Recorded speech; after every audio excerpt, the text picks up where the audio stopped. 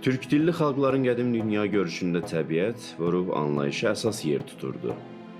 Onlara görə insan yalnız fiziki varlıq deyil, həm də ruhla bağlı bir bütövlük idi. Dağların, çayların, meşələrin, hətta daşların belə bir ruhu olduğu düşünülürdü. Bu dünya görüşü zamanla şamanizm adlanan inanç sisteminə çevrildi. Şamanizm yalnız dini inanç değildi, həm də bir həyat tərzi idi. Şamanlar, yəni bu inanç sisteminin əsas icraçıları, ruhlarla əlaqə quran, xəstəlikləri sağaltmağa çalışan, insanla görünməyən aləm arasında vasitəçi sayılan şəxslər idi. Onların fikrincə insan bədəninə daxil olan pis ruhlar və ya balanssız enerji müxtəlif xəstəliklərə səbəb olurdu. Oxşar inanlar dünyanın müxtəlif yerlərində də mövcud idi. Məsələn, Slavyanlarda təbiət ruhları, Monqol və Fin-Uqor xalqlarında qoruyucu varlıqlar, qədim İran mifologiyada isə cin və div anlayışları geniş yayılmışdı. Lakin Türk inanç sistemində od və tüstü xüsusi gücə sahib hesab olunurdu. Bu ünsürlər vasitəsilə insanın ruhən və cismən təmizlənə biləcəyinə inanılırdı. Bu inamın nəticəsi olaraq yüzillər boyu müxtəlif təmizlənmə ritual və mərasimləri formalaşdı. Onlardan biri də çıldaq adlanır. Çıl yandırmaq, dağ, dağlamaq və təmizləmək mənasına gəlir. Çıldaq mərasimi bəd enerjilərin və pisliklərin insan bədənindən od, tüstü və istilik vasitəsilə çıxarılmasına əsaslanır. Bu ayin ilk dəfə Altay Sibir bölgəsindəki türklər arasında meydana çıxıb və daha sonra Oğuz türkləri vasitəsilə Anadoludan Azərbaycana qədər yayılıb. Çıldaq ayini zaman keçdikcə müxtəlif mədəni və dini təsirlərlə dəyişsə də, Azərbaycanda tamamilə unudulmadı və ənənələri daha çox qoruyan bölgələrdə bu ayin bu gün də yaşadılır.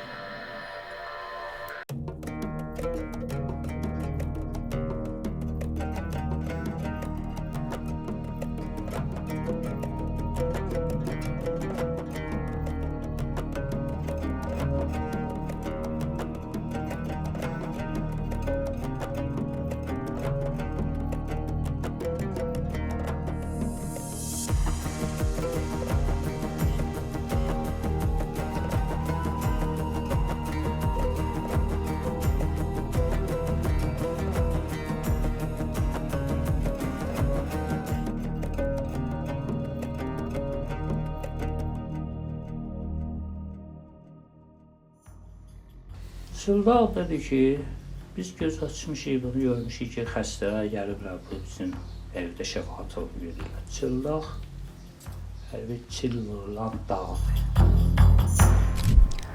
Çıldaq ümumiyyətlə psixoloji olaraq insanların özünü aldatma metodlarından biridir. Yəni bir növ bir prosesdir, ritual kimi. İnsanlar inanırlar ki, əgər həmin prosesi həyata keçirsələr, məsələn, çıldağa yönəlik deyirəm, bunlar qorxularından qurtulacaqlar. Amma ki, bu belə olmur, çünki bu prosesin 100% olaraq fayda verib-verməməsi elm tərəfindən təsdiq olunmuyubdur. Sadəcə bu sizin nə qədər inanmağınızdan və inanmamağınızdan asılı olaraq gerçəkləşən bir prosedurdur. Hər birimizin həyatından keçirik. Tam əsrimizdən çox əvvələ 300 il əvvələ, 500 il əvvələ getsə belə, yenə inanc qalır. Sadəcə mən artıq bütün həqiqətləri bildiyim üçün tibbə əsas olan həqiqətləri sökəndim. Çıldaq mərasimi əsasən xəstəlik, qorxu, narahatlıq və ya göz dəyməsi kimi hallarda tətbiq olunur. Mərasimin məqsədi insanın bədənindən və ruhundan mənfi təsirləri uzaqlaşdırmaqdır. Bunun üçün isə bədənin xüsusi nöqtələrinə diqqət yetirilir. Bu nöqtələr baş, sinə, qarın, bel, ayaqaltı, əllərin içi və digər bədən əzalarıdır. Qədim şaman inancına görə bu bölgələr insanın enerji keçid qapıları sayılır. Ruhun bədənə daxil olduğu və ya oradan çıxdığı nöqtələr kimi qəbul edilir. Eyni zamanda qədim təbabətdə də bu nöqtələr zəiflik və balans nöqtələri kimi də tanınırdı. Çıllaqçı ailəsində anadan olmuşam. Burada göz açmışam. Ata-babalarımızdan, nənələrimizdən gördüyümüz çıllağı davam etdiririk. Yoxsa elə babam bunu deyib, nənəm bunu deyib. Mən də bu adət-ənənəni stereotiplərlə işləmək istəyirəm. Stereotiplər davam edir. Bütün sahələrdə var bu. Yəni. Dədə-babamız bunu deyib, ailə dəyərlərimizdə eyni problem yaşayırıq. Atam, anam belə olub, bizdə adət-ənənə belədir, bunu da davam etməliyik. Əsaslandırmırlar, daha da kamilləşdirmirlər. Məsəl üçün olub ki, bura çıllağa gəlib, görürsən ki, yanıq izlər var, deyirsən, soruşmuşam ki, başqa yerdə çıllağını deyir, evdə nənəm eləyib, və yaxud da ki, bibim eləyib, kimsə yaşlı adam görüb burada eləyiblər, məsəl üçün.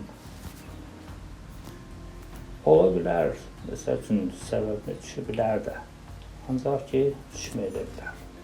Amma bunun ardıcıllığı var, sonra nöqtələrin ardıcıllığı var da, yəni. Bunu biz bilirik. Əslində belə bir statistik bir veri yoxdur bizim əlimizdə ki, konkret olaraq ortaq nə ola bilər. Əsas ortaq səbəb qorxu, belə deyim, qorxudan qurtulmaq olur. İnsan nə vaxtsa qorxur və bu onda belə deyim, panik atak kimi, bəzən isə sadəcə yadına düşərək onu narahat edir. İnsanlar da düşünürlər ki, hara gedək, çıldığa gedək və oradakı müəyyən prosedurları həyata keçirdək və biz qorxudan qurtulaq. Amma bu əlbəttə niyə belə olmur? Çünki ortaq faktor qorxudur. Amma hər kəsin beyninin qorxu ilə baş eləmə şəkli eyni deyil.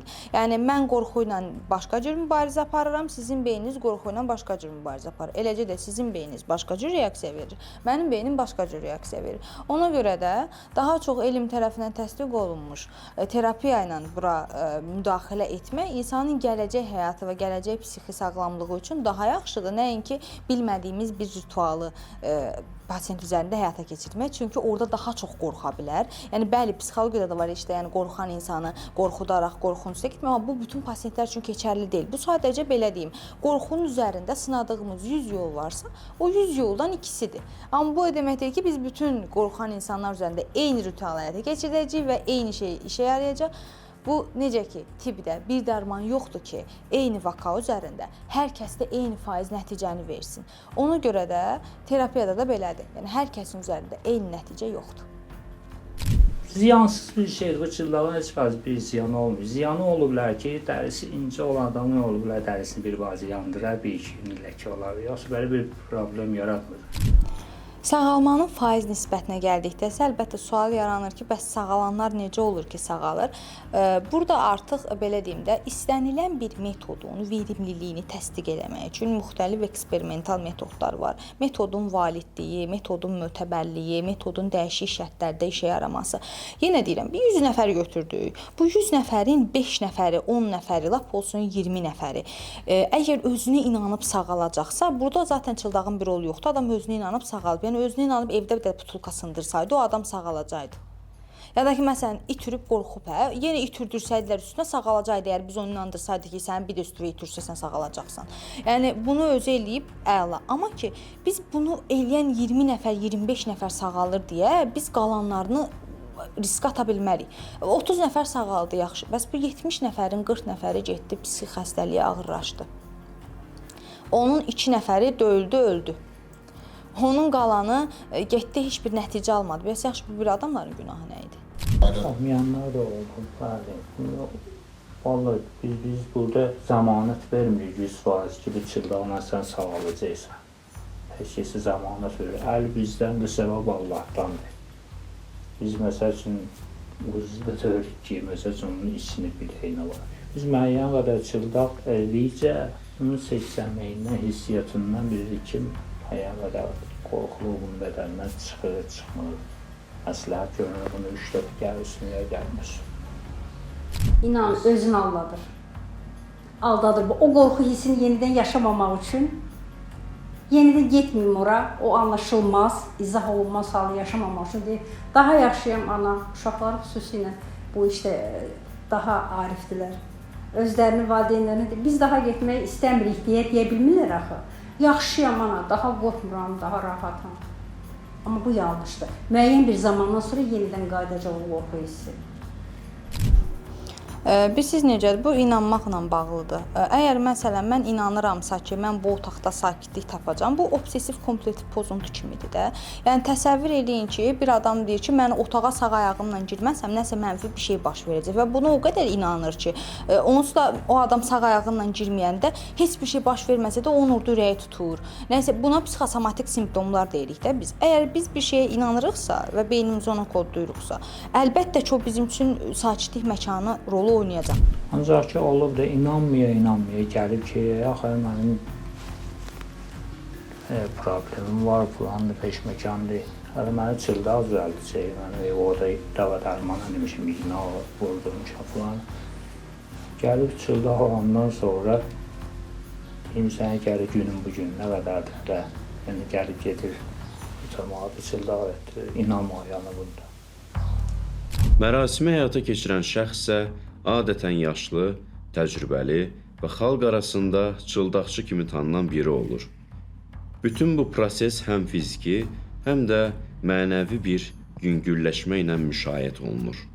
Bakı, Şəki, Qax, Zaqatala, Quba və Tovuz kimi bölgələrdə də hələ də bəzi insanlar bu mərasimi icra edirlər.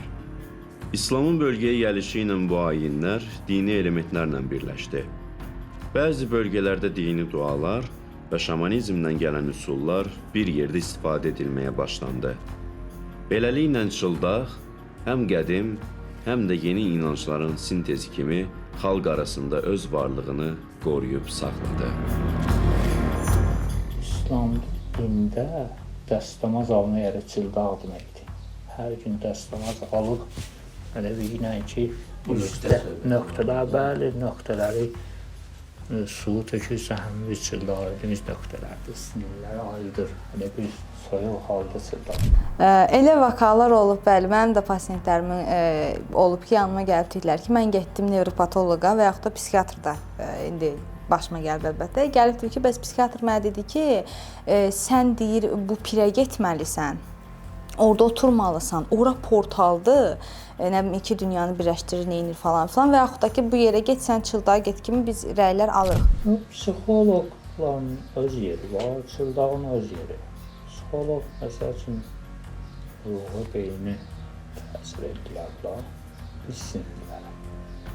Çarə üçün müəyyən bir zaman tələb olunur. Kurs leczeniya necə gedir? Yəni müalicə sistemi necə gedir?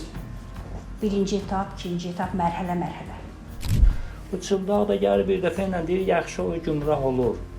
Gümrah tam bədəndən çıxmaydan ötürü, sinirdən ayrılmaydan ötürü 3-4 məsləhət görülür. Onlar ki, həkimlər, imanlı həkimlər var ki, və yaxud da gəlib burada şəfaət alır. Həkimlər var ki, məsləhət görüb göndərirlər. Bunun bir adı var oğlum. Cahillik. Hətta axalat geymiş həkim olsa belə. Bu çarə deyil. Sadəcə uzaqlaşdırmaqdır özünü. Amma ki, yenə deyirəm, normalda iş etikasından xəbəri olan insan, bu təhdidkar səslənə bilər, amma ki, olay budur yəni. İş etikasından xəbəri olan insan bunu eləməməlidir. Çünki bu birinci növbədə protokolda yoxdur.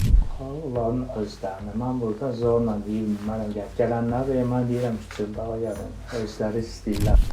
Can sağlığı, günün xoşluğu, seçim sizindir. Bax, istəyirsiniz, öz sahəsinin bilicilərini tapın. Özünüzə hörmət qoyun. Bədəninizə, ruhunuza, zəkanıza hörmət qoyun.